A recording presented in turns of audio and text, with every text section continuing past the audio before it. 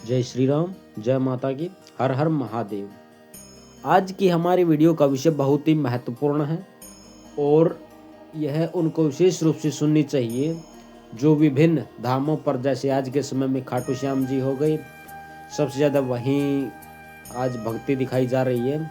अयोध्या जी हो गए, वृंदावन, या हमारे देश में जितने अनेकों धाम है, चाहे सालासर बालाजी हो, मेहंदीपुर बालाजी हो, बागेश्वर बालाजी हो, तो इन धामों पे आप जाते हैं, बार बार जाते हैं। कोई अपने संकटों का निवारण के लिए जाता है, कोई बच्चा मांगने जाता है, कोई किसी की शादी नहीं हो रही है।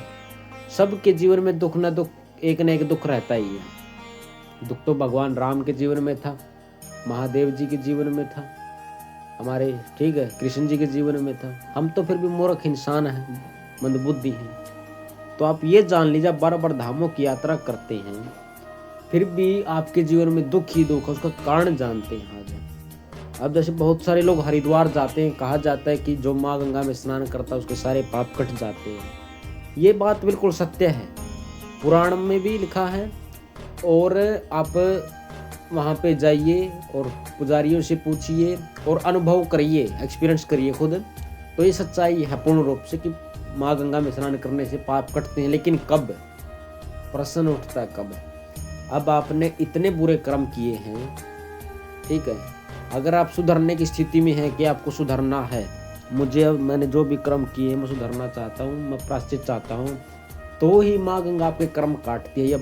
अब बात आप ध्यान कर लीजिए। अब जैसे हरिद्वार का मेला लगता है, अब उसमें लाखों करोड़ों लोग जाते हैं। अब ये थोड़ी कि सबके पाप कटेंगे, आप ये जान लीजिए उसका पाप दूना बढ़ेगा स्नान करके भी। आप ये जान लीजिए, अगर आप मांस मदिरा करेंगे, जीवों की हत्या करके अपना पेट भरेंगे और फिर आप माँ गंगा से ये उम्मीद रखें कि वो हमारा पाप काटे, तो ऐसा संभव नहीं है।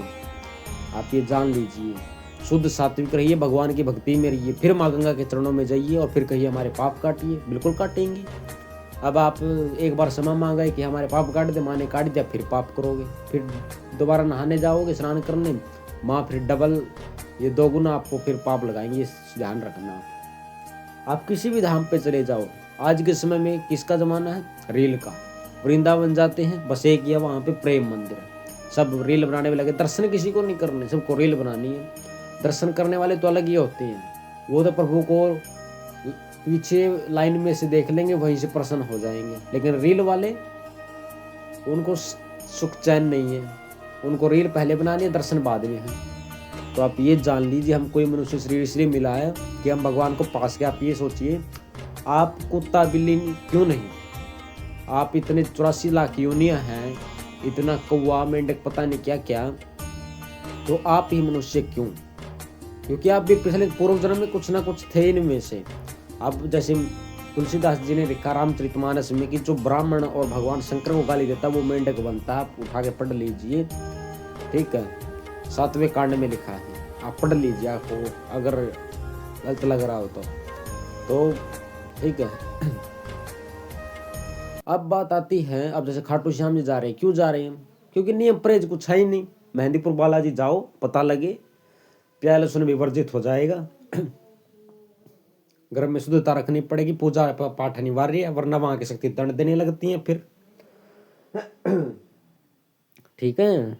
इसलिए आप भौतिक जीवन से दूर रहें। अगर आपको भौतिक जीवन जीना तो नरक के द्वार खुले हैं आपके लिए, सीधी सी बात है। चलो आप अच्छे कर्म कर लोगे, स्वर्ग में जाओगे, फिर वापस धरती पे आओगे। ये मत सोचो कि हम मुक्त हो गए। मुक्त होने का मतलब क्या है? कि आप इस जीवन मृत्यु के चक्कर से निकल गए, ना स्वर्ग है ना नरक है, समझे? इसलिए जगह जगह धामों पे जाकर फिजूल खर्च अगर आपको करनी है तो करें, लेकिन सात्विक कर्म करें, भगवान की भक्ति करें अगर आपको मुक्ति चाहिए तो, वरना तो कलयुग तो बढ़ता जा रहा है, ठीक है। ये वीडियो उनको समझ में आएगी जो मतलब वास्तविक में जानते कि संसार में कुछ नहीं है, मोह है, सब मोह माया है, ठीक है। और जिसकी बुद्धि भगवान ने सही की होगी वही इस वीडियो को समझेगा। बाकी आप सुनना भी मत, जो है ना ये दरिंदगी फैलाने वाले, ठीक है, ये पता नहीं मांस मदिरा, और इनके विचार भी ऐसे हैं, ईश्वर अल्लाह तेरो नाम, पता नहीं क्या क्या, साईं को पूजेंगे, मज़ारों पे जाएंगे, अपना सनातन धर्म नहीं दिखेगा इनको। तो ठीक है, मेरा कहना अब ये है, मेरी अंतिम बात यही है ठीक है, कि आप अनेक धामों पे जाइए। मैं तो कहता हूँ एक पे रहिए। हरिद्वार जाते हरिद्वार जाइए, वहाँ माँ गंगा के किनारे साधना कीजिए, स्नान कीजिए, कुछ दिन रुकिए और प्रभु से विनती करिए, महादेव से, माँ गंगा से हमारी मुक्ति करे, हमें जीवन मृत्यु के चक्कर से निकाले। बस बात खत्म। अब जिसको वीडियो समझ में आई हो तो वीडियो को लाइक कर देना, चैनल को सब्सक्राइब कर देना और शेयर कर देना। जय श्री राम।